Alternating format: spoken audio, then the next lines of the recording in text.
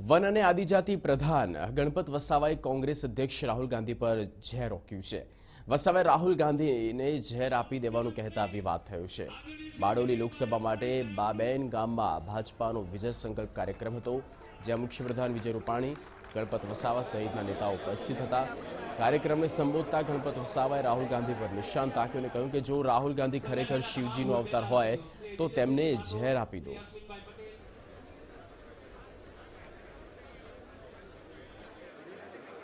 राहुल गांधी ने एम कहता होय कि राहुल गांधी साक्षात शिवजी नो अवतार छे, तो शिवजी तो लोकोना दुख दूर करवा माटे ઝેર पीता था। ઝેર तमारा नेता ने पण 500 ग्राम पीवड़ाओ और सामे चूंटणी बची जाए तो अमे मानीशुं कि आ साक्षात शिवजी नो अवतार छे। આ તરફ મુખ્યપ્રધાન વિજય રૂપાણીએ પણ કોંગ્રેસ પર પ્રહાર કર્યા। કહ્યું, છેલ્લા 55 વર્ષના શાસનમાં કોંગ્રેસે માત્ર ગાંધી પરિવારને જ મહત્વ આપ્યું। કોંગ્રેસ માત્ર ભાગલા પાડો અને રાજકરોની નીતિ અપનાવી લોકોને આજ સુધી મૂર્ખ બનાવ્યા છે। આ તરફ મહાગઠબંધન પર કટાક્ષ કરતા કહ્યું કે ગઠબંધનમાં ચોરોના સરદાર ભર્યા છે।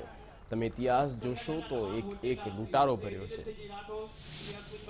55 વર્ષ સુધી આ કોંગ્રેસે દેશને લૂંટ્યો છે। એક પરિવાર ખાલી આ દેશનું રાજ કરે, આ દેશનો કોઈ માણસ બીજો રાજ કરતા બને એ પરિવારને ગમતું નથી, મુમકિન એને મંજૂર પણ નથી।